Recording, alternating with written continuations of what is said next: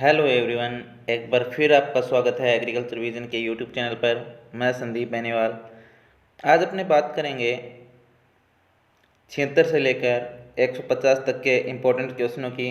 पिछली वीडियो में हमने बात की थी 1 से लेकर 75 तक क्वेश्चंस की, जो जेट ICR BHU और एग्रीकल्चर सुपरवाइज़र के लिए इम्पोर्टेंट है। तो आज अपने बात करेंगे 76 से 150 क्वेश्चनों की, और जिसने पिछली वीडियो नहीं देखी 175 क्वेश्चंस की, तो उसकी लिंक डिस्क्रिप्शन में जाके पहले वो देखिए, फिर इस वीडियो को देखिएगा। बायोलॉजी की वीडियो आज शाम तक आपको इसी चैनल पर अवेलेबल हो जाएगी। चैनल पर नए हो, चैनल को सब्सक्राइब कीजिए। चलिए स्टार्ट करते हैं।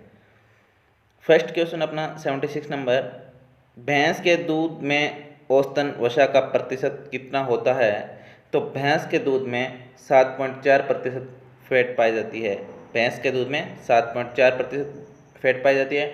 गाय के दूध में 4.5% फैट होती है, 4.5% गाय के दूध में। और सबसे ज़्यादा भेड़ के दूध में फैट होती है 7.9%। नेक्स्ट क्वेश्चन है, ओजोन परत निम्न में से किस वायुमंडलीय भाग में पाई जाती है? Ozone layer is found in which of the part of atmosphere? तो ओजोन मंडल स्ट्रेटोस्फेयर में पाई जाती है, समताप मंडल में पाई जाती है। नेक्स्ट क्वेश्चन अपना, मृदा सौर्यकरण सोलराइजेशन की खोज किसने की? Solar solarization is discovered by whom? तो यादूराज ने सोलराइजेशन मृदा सौर्यकरण का खोज की थी। मूंगफली उत्पादन की दृष्टि से प्रथम राज्य कौन सा है? यदि मूंगफली उत्पादन की दृष्टि से प्रथम स्टेट पूछा जाए, विच of the following state is highest producer of groundnut? Groundnut का मुख्य उत्पादक राज्य है जो गुजरात है। और डायरेक्टरेट ऑफ ग्राउंडनट रिसर्च, ये नोट कर लेना, जूनागढ़ में है, गुजरात, जूनागढ़ गुजरात में। नेक्स्ट अपने क्वेश्चन देखते हैं, निम्न में से सर्वाधिक जल मांग वाली फसल है? तो सर्वाधिक जल मांग वाली यदि फसल की बात करें तो अपने इन फसलों में कपास की जल मांग सर्वाधिक है, 700 से 1300 mm है। आलू की जल मांग है 500 से 700 mm। गेहूं की जल मांग है जो 450 साढ़े 600 mm। और मक्का की जल मांग है वो 500 से 800 mm होती है। Which of the following is maximum water consuming crops? तो कॉटन इसका आंसर रहेगा। निम्न में से किस उर्वरक को किसान खाद कहा जाता है? किसान खाद कैल्शियम अमोनियम नाइट्रेट को बोला जाता है। Which of the following fertiliser known as किसान खाद कैल्शियम अमोनियम नाइट्रेट? इसमें 25% नाइट्रोजन होती है, एसिडिक 12.5% और 12.5% बेसिक खाद होती है। ये एक न्यूट्रल उर्वरक है, खाद है। नेक्स्ट क्वेश्चन, सीमिट का मुख्यालय कहाँ है? सीमिट मैक्सिको में है। सीमिट मैक्सिको में, Mexico. Where is the headquarter of CIMMYT is situated? Mexico. Next question अपने देखते हैं, निम्न में से किस फसल में न्यूनतम प्रोटीन की मात्रा होती है? तो गेहूं में प्रोटीन 11%, मूंग में प्रोटीन 23%, उड़द में प्रोटीन 24%, मक्का में प्रोटीन 10%। तो सबसे कम प्रोटीन होती है मक्का में होती है। Which of the following crop has minimum protein percentage? मूंग यदि बात करें तो मूंग में 23%, ब्लैक ग्राम यदि बात करें तो 24%, 24%, वीट की बात करें 11%, और मैज की बात करें तो 10%। नेक्स्ट क्वेश्चन देखते हैं, सिंचाई की रेन गन विधि किस विधि का न्यूनतम रूप है? तो रेन गन विधि है जो फुहारा विधि का न्यूनतम रूप है। Rain gun method of irrigation is modified who is the following method? तो ये स्प्रिंकलर सिस्टम का मॉडिफाइड रूप है। महाराणा प्रताप कृषि एवं तकनीकी विश्वविद्यालय राजस्थान के किस जलवायु खंड के अंतर्गत आता है? तो जो महाराणा प्रताप कृषि विश्वविद्यालय है वो 4th A के अंतर्गत आता है। 4th A in which agro climatic zone Rajasthan does Maharana Pratap university of agriculture and technology? तो 4th A के अंतर्गत आता है। यदि अपने बीकानेर SKRU की बात करें तो नोट कर लेना, यदि बीकानेर की अपने बात करें SKRU तो 1st C के अंतर्गत आता है। यदि अपने जयपुर SKNU श्री कर्ण नरेंद्र एग्रीकल्चरल यूनिवर्सिटी की बात करें तो 3rd A के अंतर्गत आती है, 3rd A के अंतर्गत। और यदि अपने 4th बी की बात करें, इसमें ऑप्शन में दिया हुआ है फोर्थ बी, तो सबसे छोटा जो जलवायु खंड है वो फोर्थ बी है। नेक्स्ट क्वेश्चन अपने बात करें, कटाई सूचकांक निम्न में से किस वैज्ञानिक द्वारा दिया गया? Harvesting index is given by ओ which of the following scientist, कौन से साइंटिस्ट के द्वारा गया था? डोनाल्ड के द्वारा दिया गया। निम्न में से किस खली में एंटी टर्माइट गुण पाए जाते हैं? एंटी टर्माइट गुण किस में पाए जाते हैं? Which of the following has anti termite properties, किसकी खली में एंटी टर्माइट गुण पाए जाते हैं? टर्माइट्स नहीं लगते, तो अरंडी की खली में एंटी टर्माइट गुण पाए जाते हैं। नेक्स्ट क्वेश्चन, सिंसेमम नामक रसायन की फसल के तेल में पाया जाता है? Sesamol. Sesamol name chemical found in oil which of the following crop, sesamol किस में पाया जाता है?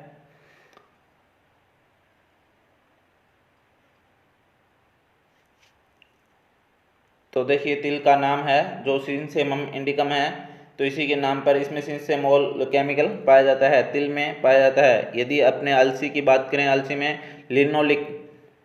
लिनोलिक एसिड पाया जाता है, अलसी में लिनोलिक, नोट कर लेना, लिनोलिक एसिड पाया जाता है। और अरंडी की बात करें तो रेसिनॉल पाया जाता है, अरंडी में रेसिनॉल पाया जाता है। नेक्स्ट अपने बात करते हैं 89 नंबर क्वेश्चन की, केंचुए द्वारा तैयार खाद को कहा जाता है? केंचुए द्वारा तैयार खाद को वर्मी कंपोस्ट कहा जाता है, वर्मी कंपोस्ट। नाडेप कंपोस्ट है वो महाराष्ट्र में नाडेप काका द्वारा विकसित की गई कंपोस्ट है, वो जो जैविक रासायनिक प्रक्रिया द्वारा तैयार की जाती है। नेक्स्ट अपने क्वेश्चन देखते हैं नेक्स्ट स्लाइड में, डीएपी उर्वरक में नाइट्रोजन की कितनी प्रतिशत मात्रा होती है? तो डीएपी में यदि नाइट्रोजन की बात करें तो 18% होती है, यदि अपने फास्फोरस की बात करें तो 46% होती है। DAP has what amount of nitrogen, nitrogen 18% है और 46% फास्फोरस होता है, नाइट्रोजन 80% होता है। पूछा जाए किसान निम्न में से किस फसल की उन्नत किस्म है? पूछा जाए किसान है जो सरसों की किस्म है उसको बायो 902 भी बोला जाता है, बायो 902 बोला जाता है। ये जेड 2017 में पूछा गया क्वेश्चन है, ठीक है। नेक्स्ट क्वेश्चन अपने देखते हैं, भारत में दक्षिण पश्चिम मानसून का प्रवेश द्वार कहलाता है? भारत में दक्षिण पश्चिम मानसून जो प्रवेश करता है वो सबसे पहले केरल में प्रवेश करता है, इसको केरल को दक्षिण पश्चिम मानसून का प्रवेश द्वार भी बोला जाता है। फसल बुआई के बाद एवं अंकुरण से पूर्व शाकनाशी का प्रयोग कहलाता है? फसल बुआई से बाद और अंकुरण से पहले जो शाकनाशी का प्रयोग किया जाता है उनको देखो क्लासिफाई किया गया है प्रयोग के आधार पर खरपतवारनाशियों को। फसल बुआई के बाद और अंकुरण से जो पहले करे जाते हैं उनको प्री इमर्जेंस बोला जाता है, प्री इमर्जेंस। और ये प्री प्लांट इमरजेंस कौन कौन से हैं? बेसालिन, फ्लूक्लोरिलिन है। और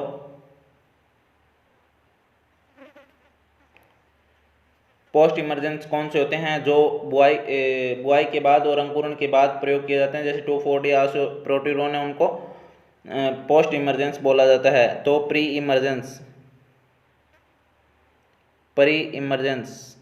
पूर्व अंकुरण उपयोग इसको बोला जाता है। नेक्स्ट क्वेश्चन, निम्न में तिलहनी फसल का उदाहरण है? तिलहनी फसल कौन सी है?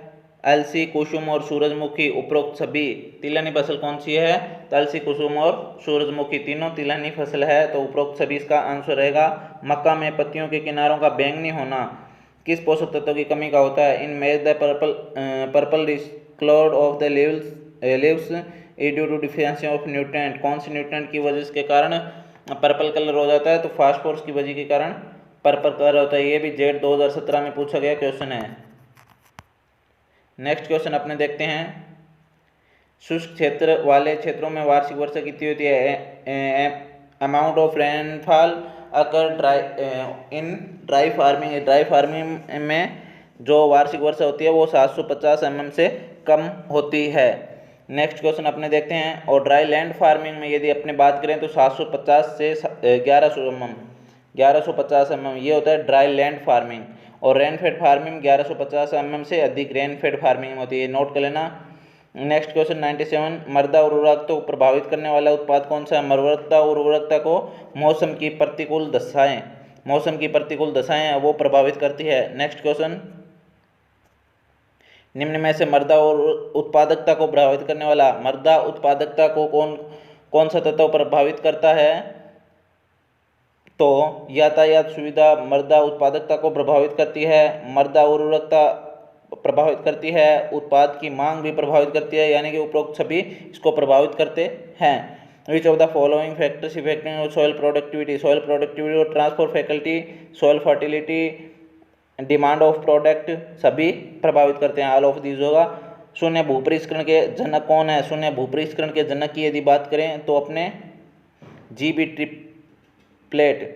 ट्रिपलेट शून्य भूपरिष्करण, जीरो टिलेज के फादर है। और जेंथ्रोटूल की यदि बात करें तो डायरेक्ट यदि पूछा जाए आपसे कि भूपरिष्करण के जनक कौन है तो जेंथ्रोटूल आएगा, और शून्य भूपरिष्करण स्पेशली पूछा जाए तो ट्रिपलेट है। नेक्स्ट क्वेश्चन अपने देखते हैं 100 नंबर क्वेश्चन। अधोसतह भूमि की कठोरता तोड़ने हेतु उपयोगी यंत्र है। अधोसतह की भूमि की कठोरता तोड़ने के लिए अपने कौन से यंत्र का प्रयोग किया जाता है? तो चीजल हल का उपयोग किया जाता है, वो अधिक गहराई तक जाके कठोरता को तोड़ता है। सीड ड्रिल किस प्रकार का परिष्करण यंत्र है? सीड ड्रिल द्वितीय भूपरिष्करण यंत्र है। द्वितीय भूपरिष्करण यंत्र सीड ड्रिल को बोला जाता है। नेक्स्ट क्वेश्चन अपने देखते हैं 102 नंबर क्वेश्चन। निम्न में से मध्य गहरी जुताई सही गहराई है, यानी कि जुताई की सही गहराई कौन सी मानी जाती है? तो 15 से 20 सेंटीमीटर है जो मृदा की सही गहराई की जुताई मानी जाती है। Depth of medium tillage be carrying out of 15 to 20 centimetre. कपास के आधार बीज निर्माण हेतु पृथक्करण दूरी, the isolation distance required for the production of foundation seed is. Foundation seed के लिए, कॉटन के लिए पृथक्करण दूरी कितनी रखी जाती है?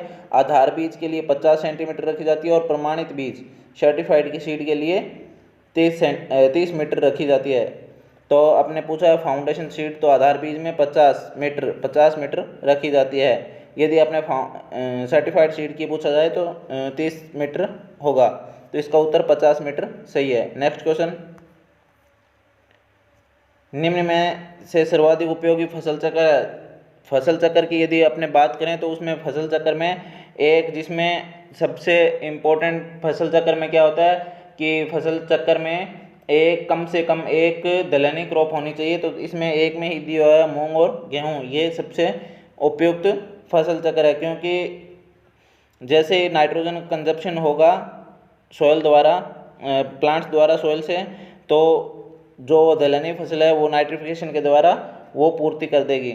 Next question. पौधों में ऑक्सीजन हार्मोन के निर्माण में किस पोषक तत्व का मुख्य योगदान है? पौधों में ऑक्सीजन हार्मोन के निर्माण के लिए जिंक का सबसे ज़्यादा मुख्य योगदान होता है। Which of the plant nutrient is responsible for synthesis of oxygen hormone? Oxygen hormone के लिए जिंक रिस्पॉन्सिबल है। Next question. निम्न में से सांद्रित कार्बनिक खाद का उदाहरण है। सांद्रित कार्बनिक खाद का उदाहरण कौन सा है? तो रक्त से बनी जो खाद है, हड्डियों से हड्डी का चूरा है, वो सभी सांद्रित खाद का उदाहरण है। Next question. निम्न में से सहजीवन में रहकर स्त्रीकरण करने वाला जीवाणु है। Which of the following microorganism symbolise fix nitrogen? नहीं, नाइट्रोजन स्त्रीकरण करने वाला लिखा हुआ है। नाइट्रोजन स्त्रीकरण करने वाला जीवाणु कौन सा है जो सहजीवी के रूप में रहता है? तो राइजोबियम जो जीवाणु होता है वो सहजीवी के रूप में नाइट्रोजन स्त्रीकरण को करता है। सबसे कंफर्टेबल जो टेम्परेचर है इसका 21 डिग्री सेंटीग्रेड होता है। 21 डिग्री सेंटीग्रेड, ये नोट कर लेना, सबसे ज़्यादा नाइट्रोजन स्त्रीकरण करता है। Next question. नाइट्रोजन स्त्रीकरण में सहायक जीन है। नाइट्रोजन स्त्रीकरण में सहायक जीन है जो निफ जीन होता है, नोरिन-10 जीन है, गेहूं में होता है, ओपेक2 जीन मक्का में होता है। निफ जीन है जो नाइट्रोजन स्त्रीकरण में सहायक होता है। Which of the following gene responsible for nitrogen fixation? Nif gene. 1 metre cube क्षेत्रफल में वर्मी कंपोस्ट बनाने हेतु केंचुओं की आवश्यकता होती है। What amount of the earthworm is required in 1 metre cube areas for preparation of vermicompost? Vermicompost बनाने के लिए 1 मीटर क्यूब में बनाने के लिए अपने को कितने केंचुओं की आवश्यकता होगी? तो 1 kg केंचुओं की अपने को आवश्यकता होगी। नेक्स्ट क्वेश्चन अपने देखते हैं। भारतीय कृषि अनुसंधान परिषद मुख्यालय कहाँ है? Where is the headquarter of Indian Council of Agriculture Research, agriculture research IARI, Indian ICAR कहाँ है? New Delhi, ICAR New Delhi. Next question, समान तापमान के बिंदुओं को जोड़ने वाली रेखाएं हैं, समान तापमान के बिंदुओं को जोड़ने वाली रेखाएं जो थर्म यानी तापमान, थर्मामीटर से नापा जाता है। आइसो हाइट है जो समान वर्षा को जोड़ती है, और आइसो बार है वो समान वायु के दाब को जोड़ती है। आइस कंटूर है जो एक समान ऊंचाइयों को, दो ऊंचाइयों को एक समान जोड़ने वाली रेखाओं को कंटूर बोला जाता है, ये नोट कर लेना। नेक्स्ट क्वेश्चन देखते हैं अपने, हरित क्रांति के जनक कौन है? हरित क्रांति के यदि अपने जनक बात करें तो MS स्वामीनाथन और NE बोरलॉग। यदि अपने डायरेक्ट पूछा जाए तो हरित क्रांति के जनक कौन है, तो इसका आंसर रहेगा NE बोरलॉग। और यदि भारतीय जनक पूछा जाए तो MS स्वामीनाथन, ये नोट कर लेना, ध्यान देने वाली बात है। भारतीय जनक की यदि बात की जाए तो MS स्वामीनाथन है, और यदि डायरेक्ट पूछा जाए तो हरित क्रांति के जनक कौन है, तो NE बोरलॉग होगा। V कुरियन है जो श्वेत क्रांति के जनक है। वो is the father of green revolution, green revolution के फादर कौन है? NE Borlaug. मूल केंद्रक नाभिकीय बीज होता है, nucleus seed has purity percent कितनी होती है? मूल केंद्रक बीज में, नाभिकीय बीज में 100% होती है, 100%। और यदि अपने आधार बीज फाउंडेशन सीड की बात करें तो 98 ये होती है फाउंडेशन सीड में, 98 होती है फाउंडेशन सीड में। नेक्स्ट क्वेश्चन अपने बात करते हैं, धरातल से वायुमंडल की औसत ऊंचाई कितनी है? तो 1600 किलोमीटर। ध्यान दे लेना इसकी यूनिट को, 1600 किलोमीटर होता है, ठीक है, 1600 kilometre. What is the average height of the atmosphere for the ground, atmosphere से ग्राउंड की हाइट कितनी है? 1600 मीटर। गोबर की खाद तैयार करने हेतु ट्रेंच विधि की खोज किसने की? ट्रेंच विधि की खोज CN आचार्य ने की, CN आचार्य ने। Who discovered the trench method of composting? CN Acharya. Next question, बीज रहित तरबूज होता है, बीज रहित तरबूज होता है जिसमें बीज नहीं पाया जाता है, टेट्राप्लॉइड होता है। उसकी उन्नतशील जो किस्म है पूषा बेदाना इसकी किस्म है जो जिसमें बीज नहीं पाए जाते। इस तरबूज में पूषा बेदाना में तरबूज की किस्म है, इसमें बीज नहीं पाए जाते। नेक्स्ट क्वेश्चन है, पत्ता गोभी का वैज्ञानिक नाम है, पत्ता गोभी का वैज्ञानिक नाम ब्रेसिका ओलेरेशिया कैपिटाटा, ब्रेसिका ओलेरेशिया कैपिटाटा है, ठीक है, fourth option. Next question, botanical name of cabbage, Brassica ओलेरेशिया capitata, ठीक है। नेक्स्ट क्वेश्चन देखते हैं, भारत के प्रथम कृषि विश्वविद्यालय, भारत का प्रथम कृषि विश्वविद्यालय GBPUAT Govind Vallabh Pant university agriculture and technology 1960 में स्थापना हुई, पंतनगर में स्थित है। Which of the following is the first agriculture university in India, 1916 में स्थापना हुई GBPUAT। निम्न में से किस बीज की थैली पर सुनहरे रंग का टैग लगा होता है? गोल्डन येलो टैग होता है जो प्रजनक बीज पे होता है, प्रजनक बीज ब्रीडर सीड। और प्रमाणित बीज सर्टिफाइड सीड पर कौन सा टैग होता है? ब्लू कलर का टैग होता है। आधार बीज या फाउंडेशन सीड पे कौन सा टैग होता है? व्हाइट कलर का टैग होता है, ये नोट कर लेना। फाउंडेशन सीड पे, आधार बीज पे व्हाइट कलर का टैग होता है, प्रमाणित बीज पे ब्लू कलर का टैग होता है, नोट कर लेना ये। नेक्स्ट क्वेश्चन, अमोनियम सल्फेट में कितने प्रतिशत सल्फर पाया जाता है? अमोनियम सल्फेट में यदि सल्फर की यदि बात करें तो 24.5% सल्फर पाया जाता है। यदि नाइट्रोजन की यदि बात की जाए तो 20.5% है नाइट्रोजन पाया जाता है, और सल्फर 24% पाया जाता है। नेक्स्ट क्वेश्चन, सिंसोमोल नामक रसायन किस फसल के तेल में पाया जाता है? सिंसोमोल नामक रसायन है जो तिल के तेल में पाया जाता है। नेक्स्ट क्वेश्चन, सही सुमेलित कीजिए। आलू है जो सोलेनेसी कुल से है, आलू सोलेनेसी कुल से है। टमाटर की यदि बात करें,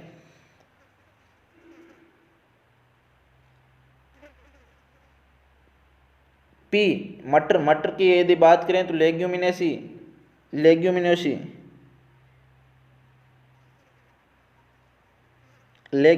से है। और प्याज की बात करें तो एलियेसी से है, एलियेसी। लेग्यूमिनेसी को पोएसी बोला जाता है। मटर यही है, टमाटर ये सही सुमेलित होगा इसका। दोबारा से देखिए,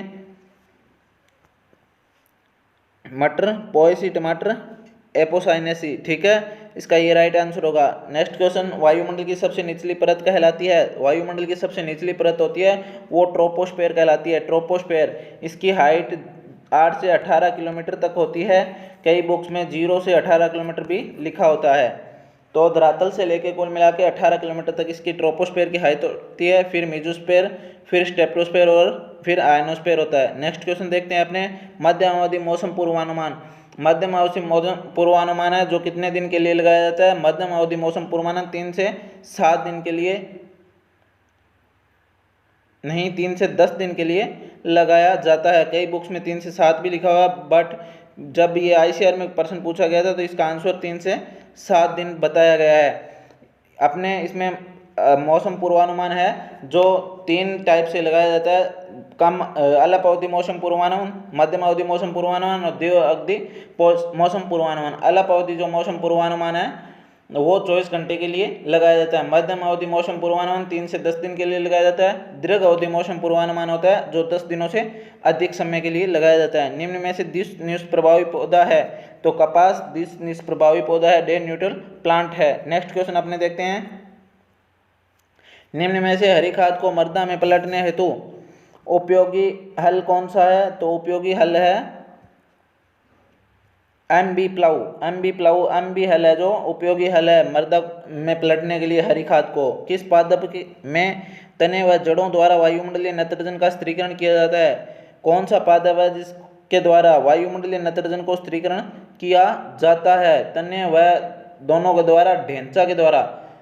ढेंचा का वानस्पतिक नाम क्या है? सिस्मानिया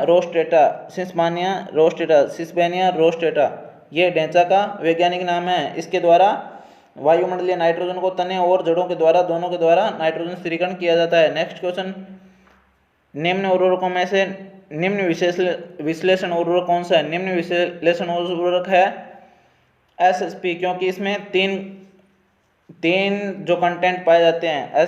SSP में सल्फर होता है 12%, फास्फोरस 16% और कैल्शियम 19.4% होता है। नेक्स्ट क्वेश्चन है, निम्न में से सर्वाधिक क्षारीय उर्वरक सबसे ज्यादा कौन सा है?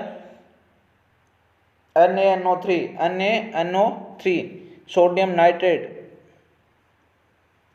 Sodium nitrate.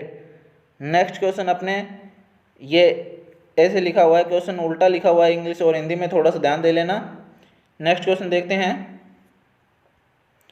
चाय की पत्तियों में पीलापन किस पोषक तत्व की कमी से होता है? चाय की पत्तियों में पीलापन होता है किस पोषक तत्व की कमी के कारण होता है?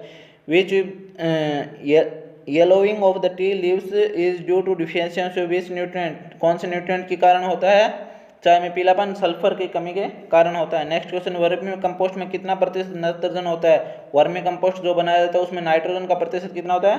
3% होता है। नेक्स्ट क्वेश्चन देखते हैं, what is the amount of nitrogen found in vermi compost? 3%। Next question, निम्न में से किस प्रकार के बादलों द्वारा मुख्यतः वर्षा होती है?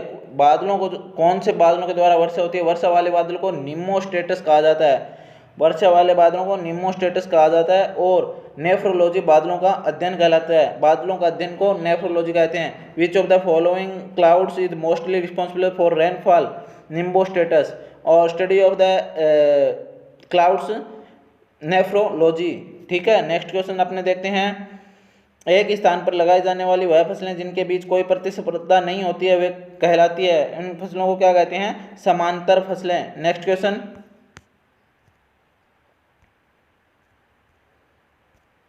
निम्न में से सिंचाई की किस विधि द्वारा जल की न्यूनतम हानि होती है? सबसे कम हानि जो होती है वो ड्रिप इरिगेशन के द्वारा होती है, बूंद बूंद सिंचाई विधि या टपकन विधि के द्वारा होती है। और सबसे ज़्यादा जो पानी की हानि होती है वो फ्लड इरिगेशन या बहाव विधि के द्वारा होती है। सिंचाई हेतु उपयुक्त जल में RSC की मात्रा कितनी होनी चाहिए? RSC की मात्रा की यदि अपने बात करें तो 1.5 से 2.5% होनी चाहिए, 1.25 से 2.5% होनी चाहिए। नेक्स्ट क्वेश्चन, भारत में कुल दूध उत्पादन में सर्वाधिक योगदान है, यानी कि भारत में जो टोटल मिल्क प्रोडक्शन होता है उसमें सबसे ज़्यादा जो मिल्क प्रोडक्शन होता है वो किससे होता है?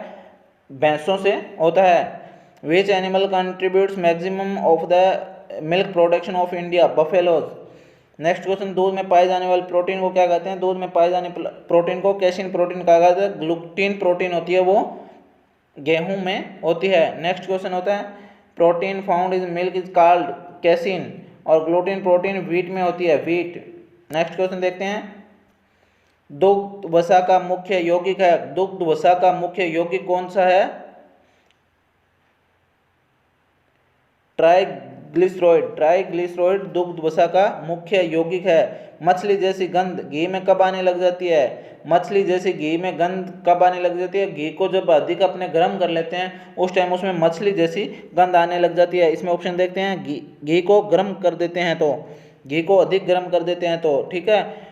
When the fish smell come to ghee heat ghee more. Next question कौन सा एफलन का आनुवंशिक कारक नहीं है? एफलन का आनुवंशिक कारण कौन सा नहीं है? एफलन के आनुवंशिक कारण है असंगतता, सौबंध्यता और संक्रीकरण।